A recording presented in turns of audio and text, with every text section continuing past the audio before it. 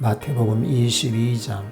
예수께서 다시 비유로 대답하여 이르시되 천국은 마치 자기 아들을 위하여 혼인잔치를 베푼 어떤 임금과 같으니 그 종들을 보내어 그 청한 사람들을 혼인잔치에 오라 하였더니 오기를 싫어하거늘 다시 다른 종들을 보내며 이르되 청한 사람들에게 이르기를 내가 오찬을 준비하되 나의 소와 살찐 짐승을 잡고 모든 것을 갖추었으니 혼인잔치에 오소서 하라 하였더니 그들이 돌아보지도 않고 한 사람은 자기 밭으로 한 사람은 자기 사업하러 가고 그 남은 자들은 종들을 잡아 모욕하고 죽이니 임금이 노하여 군대를 보내어 그 살인한 자들을 진멸하고 그 동네를 불사르고 이에 종들에게 이르되 혼인잔치는 준비되었으나 청한 사람들은 합당하지 아니하니 네 거리 길에 가서 사람을 만나는 대로 혼인잔치에 청하여 오라 한대 종들이 길에 나가 악한 자나 선한 자나 만나는 대로 모두 데려오니 혼인잔치에 손님들이 가득한지라. 임금이 손님들을 보러 들어올새 거기서 예복을 입지 않은 한 사람을 보고 이르되 친구여 어찌하여 예복을 입지 않고 여기 들어왔느냐 하니 그가 아무 말도 못하거늘 임금이 사환들에게 말하되 그 손발을 묶어 바깥 어두운 데에 내던지라. 거기서 슬피 울며 이를 갈게 되리라 하니라. 청함을 받은 자는 많되 택함을 입은 자는 적으니라. 이에 바리새인들이 가서 어떻게 하면 예수를 말의 올무에 걸리게 할까 상의하고 자기 제자들을 헤롯 당원들과 함께 예수께 보내어 말하되 선생님이여 우리가 아노니 당신은 참되시고 진리로 하나님의 도를 가르치시며 아무도 꺼리는 일이 없으시니 이는 사람을 외모로 보지 아니하심이니이다. 그러면 당신의 생각은 어떠한지 우리에게 이르소서. 가이사에게 세금을 바치는 것이 옳으니까 옳지 아니하니까 하니 예수께서 그들의 악함을 보시고 이르시되 외식하는 자들아 어찌하여 나를 시험하느냐. 세금 낼 돈을 내게 보이라 하시니 데나리온 하나를 가져왔거늘 예수께서 대답하시되 이 형상과 이 글이 누구의 것이냐. 이르되 가이사의 것이니이다. 이에 이르시되 그런즉 가이사의 것은 가이사에게 하나님의 것은 하나님께 바치라 하시니 그들이 이 말씀을 듣고 놀랍게 여겨 예수를 떠나가니라. 부활이 없다 하는 사두개인들이 그날 예수께 와서 물어 이르되 선생님이여 모세가 일렀으되 사람이 만일 자식이 없이 죽으면 그 동생이 그 아내에게 장가들어 형을 위하여 상속자를 세울지니라 하였나이다. 우리 중에 7형제가 있었는데 마디가 장가들었다가 죽어 상속자가 없으므로 그 아내를 그 동생에게 물려주고 그 둘째와 셋째로 7째까지 그렇게 하다가 최후에 그 여자도 죽었나이다. 그런즉 그들이 다 그를 취하였으니 부활 때의 7 중의 누구의 아내가 되리이까. 예수께서 대답하여 이르시되 너희가 성경도 하나님의 능력도 알지 못하는 고로 오해하였도다. 부활 때에는 장가도 아니가고 시집도 아니가고 하늘에 있는 천사들과 같으니라.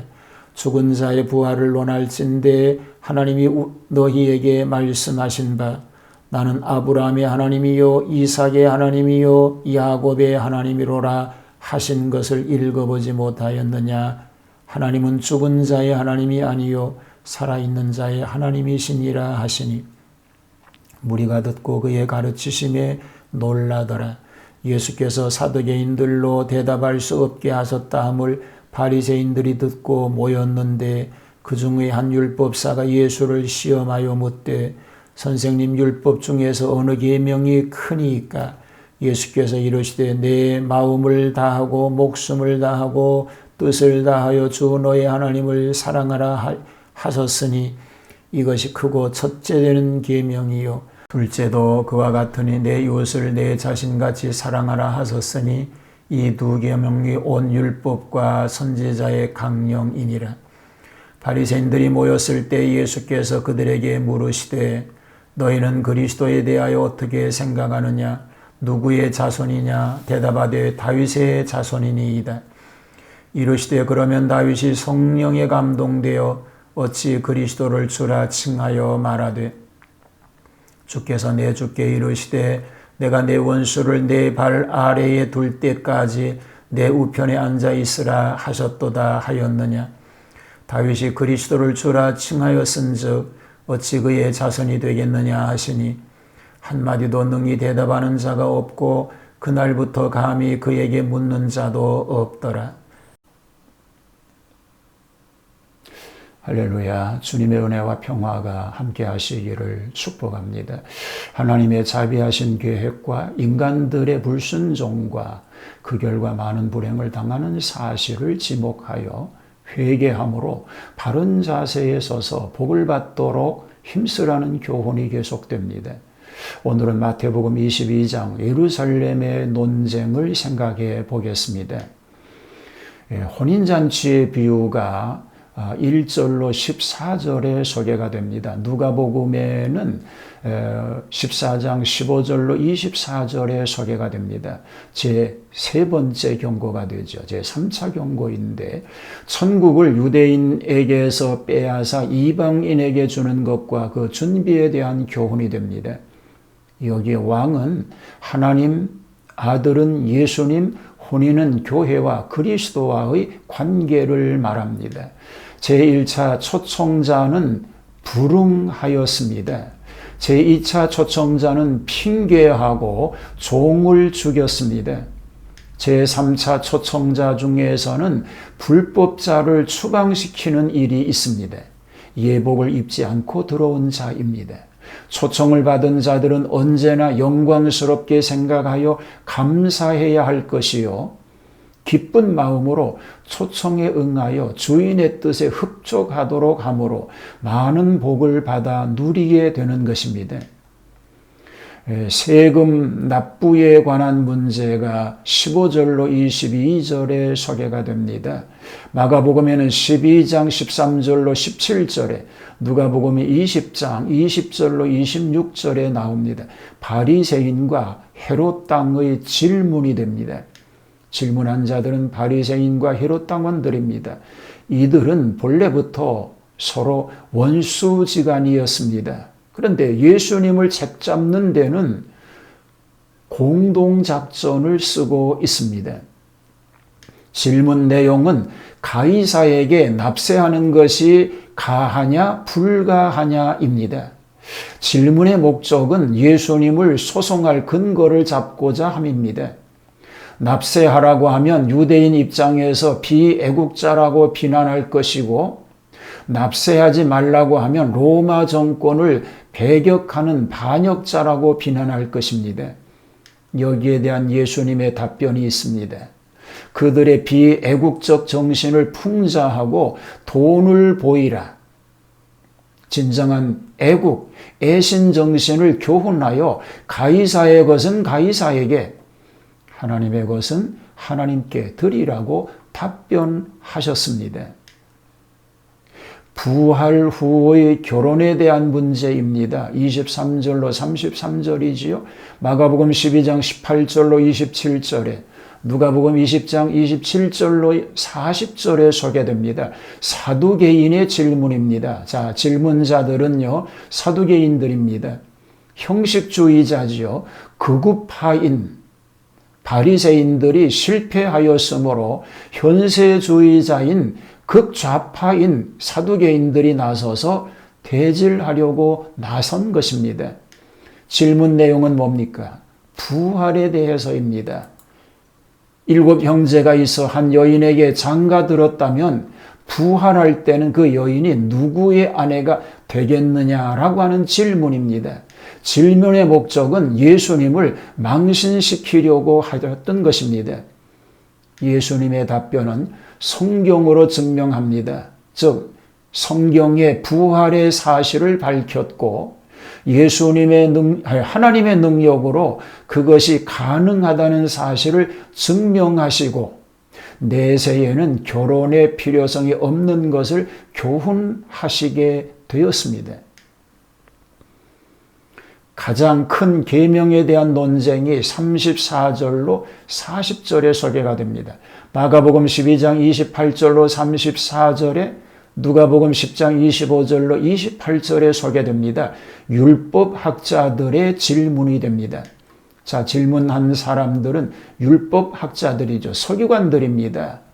패퇴당한 사두개인과 교대하여 이번에는 율법학자들이 다시 공세를 취하여 질문해 온 것입니다. 질문의 내용은 어느 계명이 크니까라는 것입니다.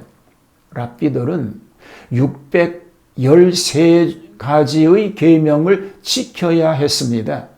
적극적 계명이 248개가 되고 소극적 계명이 365개가 됩니다. 질문 목적은 예수님을 괴롭게 하려고 예수님의 율법 지식을 시험하여 시비를 삼으려고 한 것입니다. 예수님의 답변은 계명의 근본 정신을 가르치시며 기독교의 특색인 사랑을 소개합니다. 마음과 목숨과 뜻을 다하여 하나님을 사랑하고 이웃을 사랑하라고 하셨습니다. 이상과 같이 3번에 걸친 난제를 가지고 예수님을 괴롭히고자 하였지만 보기 좋게 다 물리치셨던 것입니다.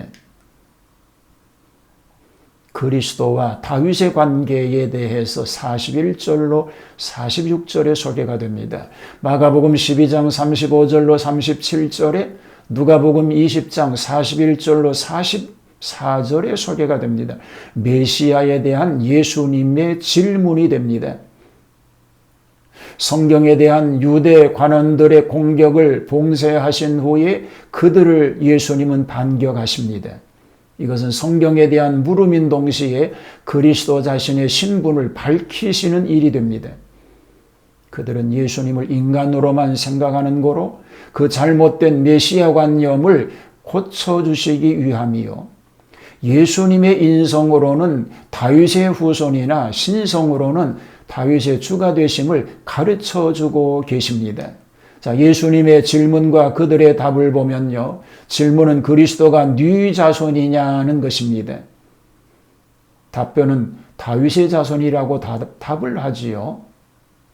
또 질문합니다. 예수님은 그러면 다윗이 성령에 감동하여 어찌 그리스도를 주라 칭하느냐고 질문합니다. 질문을 받은 무리들은 무원무답이었습니다.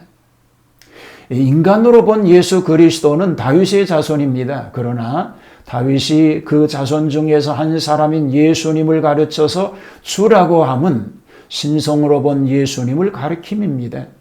그러므로 이것은 예수님의 신성, 인성의 양성을 말하고 있는 것입니다. 하나님의 아들 예수 그리스도께서는 어떤 자들이 어떤 난제를 가지고 공박해도 결탄코 패배하실 이는 아니신 것을 분명히 보여주고 있는 것입니다. 내 생각대로 되지 않는다고, 내 생각과 같지 않다고 해서 거부하거나 불신하는 것은 바람직하지 않습니다. 말씀 위에 굳게 서서 동요됨이 없이 믿음의 승리자로 살아갈 수 있게 되기를 주님의 이름으로 축복합니다. 하나님, 내 생각이 아니라 하나님의 말씀에 의지하여 그 말씀대로 믿고 순종하는 그런 삶이 되게 하여 주시옵소서. 예수님 이름으로 기도하옵나이다. 아멘.